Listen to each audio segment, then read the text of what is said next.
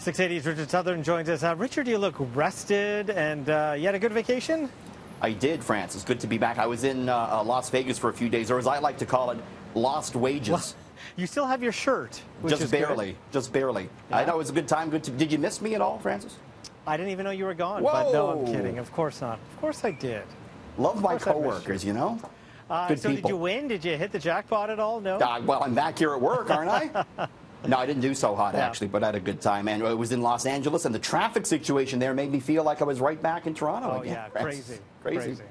Well, let's talk about Nike. Danielle's told us about the story with Colin Kaepernick as its new, I guess, ad model. But experts say that the company will actually gain a lot more than it will lose from this move. Yeah, you know they've done their homework, right? And they know what customers they want to attract, and they know where this is going to play right. And, you know, companies, they used to never do this, never get into politics. But now it's different. Companies know that if you do it in the right way, get into politics, you can attract a certain type of consumer, the younger consumer, which is who they're all after. And those younger consumers tend to be more liberal on social justice issues, and many perceive Kaepernick to be kind of a champion for social justice. Apex Marketing Group says Nike has already won $43 million in media exposure. Most of it's positive. The stock was down 3% today, Francis, but Nike shares are up 50% over the past 12 months, so this might be just a blip on the radar. So we're just weeks away now from cannabis becoming legal in Canada, and a major new survey finds a big disconnect between renters and landlords when it comes to toking at home. Yeah, it seems like a fight might be brewing here in Canada when it comes to token up in your apartment. 28% of Canadian renters say they believe they have the right to smoke and to grow cannabis in their rental units, even if the landlord forbids it. But 62% of Canadian landlords say no. They feel renters should not be allowed to smoke cannabis in their rental units. Now, 59% of renters say they don't know if their insurance would cover any damages related to growing cannabis. 57% of landlords say they don't know whether their landlord insurance policy would cover it. So there's the big question there. We know a lot of renters, Francis, don't even have insurance. So if there was any damages, not clear where that would happen. Clearly, there's a little bit of fight brewing here as we move towards legalization. And even about the rights of the tenants. So coming up on Friday on the Marijuana Files, we're actually going to be talking to a lawyer and exploring your rights as a tenant to see if landlords can suddenly change your lease and ban pot from your building. Look forward to that. And there's ways you can do it clandestinely without actually making a smell. So it's going to be very interesting as we move forward. Absolutely. So NAFTA talks are set to resume tomorrow. Today, though, an excerpt from a new tell-all book about Donald Trump reveals that the president's staff hid documents to prevent him from scrapping the trade pact altogether. Yeah, he wanted to do away with NAFTA, and he said, okay, put this on my desk and I'll do away with it. Bob Woodward has this new book called Fear Out, and he writes, under orders from the president, Porter, who's an aide to President Trump, drafted a notification letter withdrawing from NAFTA. But he and other advisors worried that it could trigger an economic and foreign relations crisis. So Porter consulted with Cohen, another advisor, who told him, according to Woodward, I can stop this. I'll just take the papers off his desk. Jeez. And that's apparently what it did. And maybe Trump forgot about it. If true, Francis, it further points to the disarray in the White House when it comes to the NAFTA file. We had the Canadian dollar, by the way, down half a cent today amid all the NAFTA kerfuffle. Okay. Well, it is a trend that's slowly catching on in some workplaces. Shake my head at it, but I can understand, too, fraternity leave. This is for workers with new pets.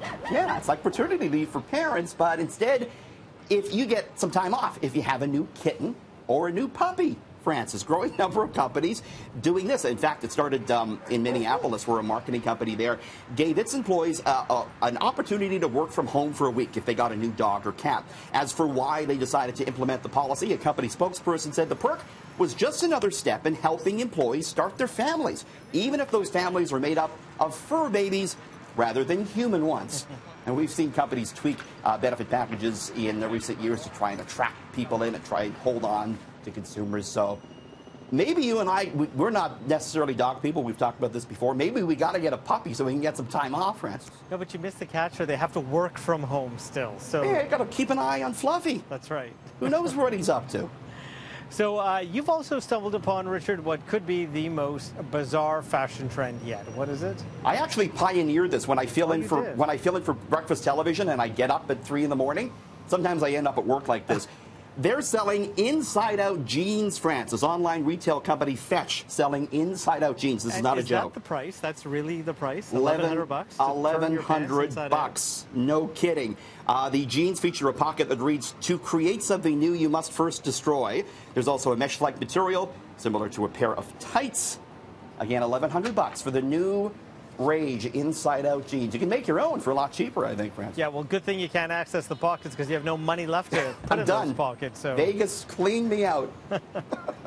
So there are plenty of fictitious names and faces on grocery store items, but you've noticed that some popular foods that are named after real people. Real people, you mightn't know it, so here are some of the fun ones. First off, Chef Boyardee. He was not a character created to sell ravioli. He's real. And he immigrated to the U.S. many years ago, started a restaurant in Cleveland, Ohio, started canning his goods, and there you got the Chef Boyardee. Next, Oscar Mayer. Oscar F. Mayer moved from Germany to the United States in 1873, opened his first meat shop there.